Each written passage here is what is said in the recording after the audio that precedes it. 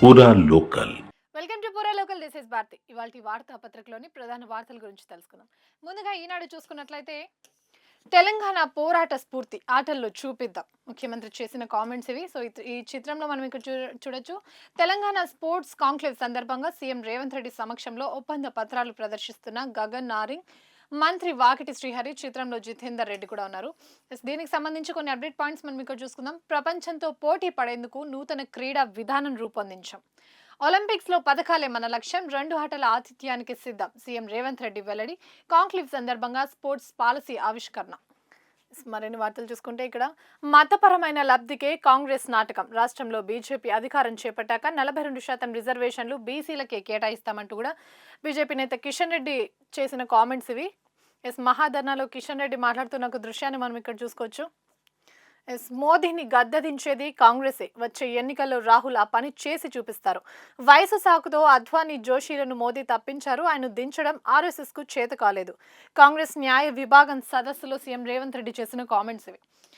మరొక వార్త చూసుకుంటే మంత్రి కొండా సురేఖపై క్రిమినల్ కేసు నమోదు చేయాలంటూ కూడా ధర్మాసనం అయితే ఇప్పటికే ఆదేశాలు జారీ చేసింది. కేటీఆర్ అంశంలో ఆయన పరువు నష్టం దావా వేసిన తర్వాత ఈ నిర్ణయానికైతే వచ్చినట్టు తెలుస్తుంది. సో కేటీఆర్ పరువు నష్టం కేసులో ప్రజాప్రతినిధులు కోర్టు ఆదేశం. జీవితాంతం జైల్లోనే ఉండాలి. ప్రజ్వల్ కు యావజ్జీవ ఖైదు. అత్యాచారం కేసులో కోర్టు తీర్పు. ఇక్కడ చూసుకుంటే ఈ మధ్య కాలంలో ట్రంప్ భారత్ పైన విధించిన సుంకాలు ఏవైతే ఉన్నాయో దానికి సంబంధించిన ఒక అప్డేట్ మనకి ఇక్కడ ఉంది. చాలా ఉత్పత్తుల్లో అమెరికా పోటీదారు కాదు. వస్తువులు, సేవలు మనం ఎగుమతి చేసే వాటికన్నా తక్కువ ధరకు అక్కడ దొరకవు.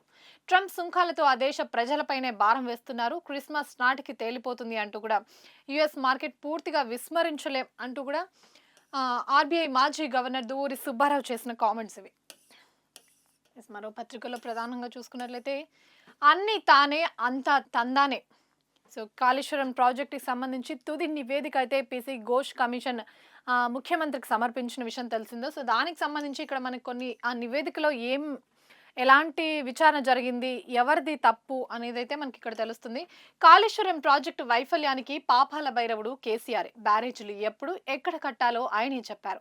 నీటి నిల్వ నిర్ణయము ఆయనదే. ఓఎండీ చేయించలేదు. అంచనాలు పెంచేది, కాంట్రాక్టులను సవరించింది ఆయనే. బ్యారేజీలు కూలడానికి అవకతవకలకు కారణం కేసీఆర్. సో ప్రస్తుతం ప్రతి ఒక్కరి వైపు కేసీఆర్ వైపే చూపడం వల్ల తుది నివేదికలో మొత్తం కేసీఆర్ చేశాడు అంటూ కూడా బయటపడింది. సో మరిన్ని పాయింట్స్ చూసుకుంటే బ్యారేజీలు ఎక్కడ కట్టాలన్నది కేసీఆర్, హరీష్ రావు సొంత నిర్ణయమే. వీళ్ళ నిర్ణయం తీసుకుని ఆ తర్వాత వాప్కోస్ కు బాధ్యతలు. హైపవర్ కమిటీ నిర్ణయాన్ని తుంగలో తొక్కేశారు. భారీ ఎత్తున ప్రజా ధనం దుర్వినియోగానికి కారణమయ్యారు. మేడిగడ్డ 7వ బ్లాక్ పునరుద్ధరణ బాధ్యత ఎల్ఎన్టీదే అన్నారం. సుందీల లోపాలు సరిచేయాల్సింది నిర్మాణ సంస్థలే. కమిషన్ కు కేసీఆర్, హరీష్ తప్పుడు సాక్ష్యాలు ఇచ్చారు. నిగ్గు తేల్చిన జస్టిస్ ఘోష్ కమిషన్ నివేదిక. సో నివేదికలో ఏమైతే ఉందో అవి మనం ఇక్కడ చూసుకోవచ్చు. సో మొత్తం ఎలాంటి అధికారిక నిర్ణయాలు లేకుండా సొంత నిర్ణయాల వల్లే బ్యారేజ్ల కుంగుబాటుకు కారణం అంటూ కూడా తుది నివేదిక అయితే మనకి ఇక్కడ స్పష్టంగా చెప్తుంది. మరొకసారి చూసుకుంటే ఇందాక మనం చూసుకునే స్పోర్ట్స్కి సంబంధించి క్రీడల అభివృద్ధికి 9 ఒప్పందాలు. స్పోర్ట్స్ కాంక్లేవ్లో రాష్ట్ర ప్రభుత్వం ఎంఓవీలు. ఇక రాహుల్ గాంధీ కామెంట్ చూసుకుంటే లోక్సభ ఎన్నికల్లో రింగింగ్. 70 నుంచి 100 స్థానాల్లో ఫలితాలు తారుమారు. మా వద్ద 100% ఆధారాలు ఉన్నాయి. వాటిని త్వరలోనే బయట పెడతాం. ఇది అణుబాంబు వంటిది. ఇక ప్రకంపనలే. పూర్తిగా నిర్వీర్యమైన ఎన్నికల కమిషన్. కాంగ్రెస్ లీగల్ సదస్సులో రాహుల్ గాంధీ చేసిన కామెంట్స్ ఇవి. 3వ అతిపెద్ద ఆర్థిక వ్యవస్థగా అవతరిస్తున్నాం. ట్రంప్ డెడ్ ఎకనామీ వ్యాఖ్యలకు ప్రధాని మోదీ కౌంటర్. అస్థిరంగా ప్రపంచ పరిస్థితులు, అప్రమత్తంగా ఉండాల్సిన సమయం ఇది. ప్రతి దేశము స్వలాభం కోసమే స్వదేశీ ఉత్పత్తులపై దృష్టి పెడదామంటూ కూడా మోదీ పిలుపునిచ్చారు. సో మాపై దాడికి తెగిస్తే పాతాళంలో ఉన్న వదలబోమంటూ కూడా పాకిస్తాన్ కు మోదీ మరొకసారి హెచ్చరికలైతే జారీ చేశారు. ఇక మరో పత్రికలో ప్రధానంగా చూసుకున్నట్లయితే ఇక్కడ కూడా కాళేశ్వరం ప్రాజెక్టుకి సంబంధించి తుది నివేదిక ఏదైతే వెలువడిందో దానికి సంబంధించిన అప్డేటే ఉంది. బాధ్యులు వారే. కాళేశ్వరం వైఫల్యంలో కేసీఆర్, హరీష్, ఈటల, అధికారులు, ఇంజనీర్ల పాత్ర. సర్కార్కు సమర్పించిన నివేదికలో కమిషన్ ప్రత్యక్షంగా పరోక్షంగా మాజీ ముఖ్యమంత్రి వల్లే బ్యారేజ్ల వైఫల్యం, ప్లానింగ్, నిర్మాణం, నిర్వహణ, పర్యవేక్షణ, సంబంధిత అవకతవకల్లో పాత్ర, అంచనాల పెంపు, ఒప్పందాల సవరణ, గ్యారంటీల విడుదలకు ఒత్తిడి చేశారు. కేపీసీఎల్ ముసుగులో గత ప్రభుత్వం అక్రమాలకు పాల్పడింది అంటూ కూడా మనకు తెలుస్తుంది. మరొకసారి ఇక్కడ రాహుల్ గాంధీ కామెంట్స్ చూసుకున్నట్లయితే ఎన్నికల వ్యవస్థ చచ్చిపోయింది అంటూ కూడా మరొకసారి కామెంట్స్ చూసుకోవచ్చు. 2014 నుంచి ఎన్నికల్లో అక్రమాలు జరిగాయి. గత ఏడాది లోక్సభ ఎన్నికల్లో రింగింగ్ జరిగింది. సాక్ష్యాలు, అనుభవం త్వరలో ప్రయోగిస్తాం. ఎన్నికల వ్యవస్థలో ప్రకంపనలు సృష్టించడం తథ్యం.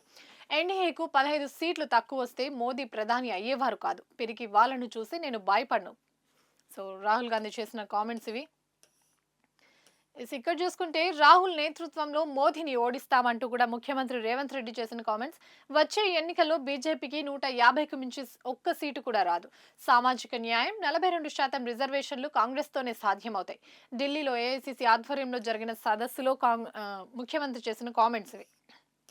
ఇందాక చూసుకున్నాం కిషన్ రెడ్డి కామెంట్స్. మరొకసారి ఇక్కడ చూసుకున్నట్లయితే బీసీలకు 32% రిజర్వేషన్లు ఇచ్చే కుట్ర అంటూ కూడా ఇక్కడ కామెంట్స్ కనిపిస్తున్నాయి. సో ఇప్పటి వరకు 42% రిజర్వేషన్లు కేటాయించాలి అంటూ కూడా కాంగ్రెస్ ప్రభుత్వం అయితే ముందుకు అడుగులేస్తున్నట్టు తెలుస్తుంది. కానీ ఇక్కడ బీజేపీ ఆరోపణలు ఏంటంటే కేవలం 32% రిజర్వేషన్లు ఇస్తుంది కాంగ్రెస్ అంటూ కూడా తెలుస్తుంది. ప్రభుత్వం కామారెడ్డి బీసీ డిక్లరేషన్ను యథాతథంగా అమలు చేయాలి. ముస్లింలకు 10% రిజర్వేషన్లు ఇస్తామంటే ఊరుకోం. ఇందిరా పార్క్ బీసీ మహా ధర్నాలో కేంద్ర మంత్రి కిషన్ రెడ్డి చేసిన కామెంట్స్ ఇవి. ప్రధానంగా మరొక్కసారి ఇక్కడ లోక్సభ ఎన్నికల్లో రింగింగ్ జరిగింది అంటూ కూడా రాహుల్ గాంధీ కామెంట్సే ప్రధానంగా మనకు కనిపిస్తున్నాయి. ఇక్కడ చూసుకుంటే ఐవీఎఫ్ సెంటర్లలో సోదాలకు కమిటీ. సో గత కొన్ని రోజులుగా ఈ సరోగసి కుంభకోణం ఏదైతే ఉంది, సృష్టి ఫర్టిలిటీ సెంటర్ పైన అధికారులు కానివ్వండి, పోలీసులు కానివ్వండి గట్టిగానే దృష్టి పెట్టినట్టు మనకి ఇక్కడ తెలుస్తుంది. రాష్ట్ర వ్యాప్తంగా ఉన్న ఐవీఎఫ్ సెంటర్లలో తనిఖీలు నిర్వహించేందుకు ప్రభుత్వం ఉన్నతాధికారులతో కమిటీని ఏర్పాటు చేసింది. Health and family welfare commissioner నేతృత్వంలో ఆరోగ్యశ్రీ సీఈఓ మెడికల్ ఎడ్యుకేషన్ డైరెక్టర్లతో కమిటీని కూడా నియమించినట్టు తెలుస్తుంది. సో దీనిపై జోరుగా కూడా విచారణ జరుగుతున్నట్టు మనకి ఇక్కడ కనిపిస్తుంది. సో ఇక్కడ చూసుకుంటే కాళేశ్వరంతో ప్రజాధనం వృధా, ఆ ప్రాజెక్టు వల్ల పంటలకు చుక్క నీరు రాలేదు అంటూ కూడా మంత్రి వివేక్ వెంకటస్వామి చేసిన కామెంట్స్ ఇక్కడ మనం చూసుకోవచ్చు. ఇల్లు రేషన్ కార్డులు ఇవ్వకుండా 10 ఏళ్లు కేసీఆర్ మోసం చేశాడు. కాంగ్రెస్ వచ్చాకే పేదలకు ఇల్లు రేషన్ కార్డులు అందుతున్నాయి. ఇక్కడ చూసుకున్నట్లయితే కాళేశ్వరంతో ప్రజాధనం వృధా, ఆ ప్రాజెక్టు వల్ల పంటలకు చుక్క నీరు రాలేదు అంటూ కూడా మంత్రి వివేక్ వెంకటస్వామి అయితే కామెంట్ చేశారు. ఇల్లు రేషన్ కార్డులు ఇవ్వకుండా 10 ఏళ్లు కేసీఆర్ మోసం చేశాడు. కాంగ్రెస్ వచ్చాకే పేదలకు ఇల్లు రేషన్ కార్డులు అందుతున్నాయి. రాష్ట్రంలో 17 లక్షల ఇందిరమ్మ ఇండ్లు నిర్మాణమే లక్ష్యమని కూడా వెల్లడించారు. మోడీ కామెంట్స్ మరొకసారి చూసుకుంటే 3వ అతిపెద్ద ఆర్థిక వ్యవస్థగా భారత్ ఎదుగుతుంది. స్వదేశీ ఉత్పత్తులపై విప్లవానికి నడుం బిగించాలి అంటూ కూడా ఆయన కామెంట్ చేశారు. ఇవి ప్రధానంగా ఇవాల్టి వార్తాపత్రికలోని వార్తలు. మరిన్ని వార్తలతో మళ్ళీ కలుద్దాం. చూస్తూనే ఉండండి పూరా లోకల్.